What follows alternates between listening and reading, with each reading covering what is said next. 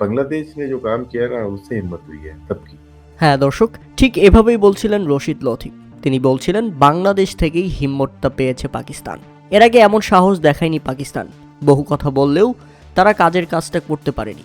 কিন্তু যখন দেখলো বাংলাদেশ এক মুস্তাফিজুর রহমানকে নিয়ে তারা শেষ পর্যন্ত বিশ্বকাপটাই বয়কট করে ফেলেছে, তাহলে পাকিস্তান কেন এতদিনের আক্ষেপ পুষিয়ে রাখবে? সময় এসেছে পাকিস্তানেরও আইসিসিকে দেখিয়ে দেবার যে তারা কখনোই ভারতের আধিপত্যের তলে লুকিয়ে থাকতে পারে না। ইউটিউব চ্যানেল কোড বিহাইন্ডে দেওয়া বক্তব্যে রশিদ লতিফ বলেন, যত ইচ্ছা আইসিসি চিঠি লিখুক, পিসিবিকে কেন চিঠি লিখছো? আমি বলতে চাই আইসিসি, তোমরা কেন পিসিবিকে চিঠি লিখছো? পাকিস্তান সরকারকে চিঠি লিখো।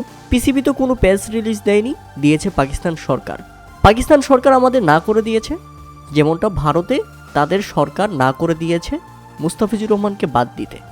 ঠিক সেভাবেই পাকিস্তান সরকারও আমাদেরকে না করে দিয়েছে আমরা যেন ভারতের বিপক্ষে ম্যাচ না খেলি। এখানে আহামরিত্ব কিছু নেই। আমরা সরকারের অধীনে, আমরা সরকারের বাইরে যেতে পারি না। তোমরা এসে আমাদের নিয়ে যাও, বাংলাদেশকে নিয়ে আসো, সব ঝামেলা এখানেই শেষ।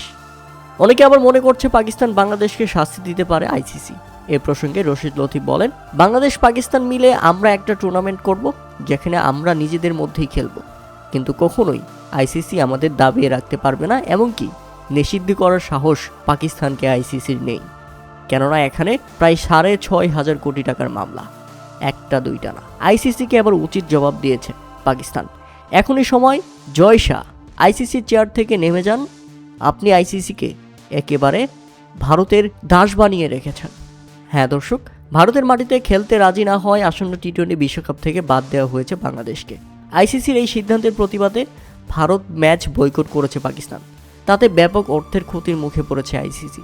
তাই পাকিস্তানকে আইসিসির অনুরোধ তারা যেন সিদ্ধান্তটি পূর্ণ বিবেচনা করে এবং ভারতের বিপক্ষে খেলে। কিন্তু পাকিস্তানের সাবেক ক্রিকেটার রশিদ লতিফ মনে করেন, পাকিস্তান তাদের প্রাপ্য সম্মান ও বাংলাদেশকে বিশ্বকাপে না ফিরিয়ে আনলে নিজেদের সিদ্ধান্ত থেকে সরে আসবে না। পাকিস্তান তখনই কেবল ভারতের সঙ্গে ম্যাচ খেলবে যখন বাংলাদেশকে বিশ্বকাপে ফিরিয়ে আনা হবে এবং পাকিস্তানকে তাদের প্রাপ্য সম্মানটা দেওয়া হবে।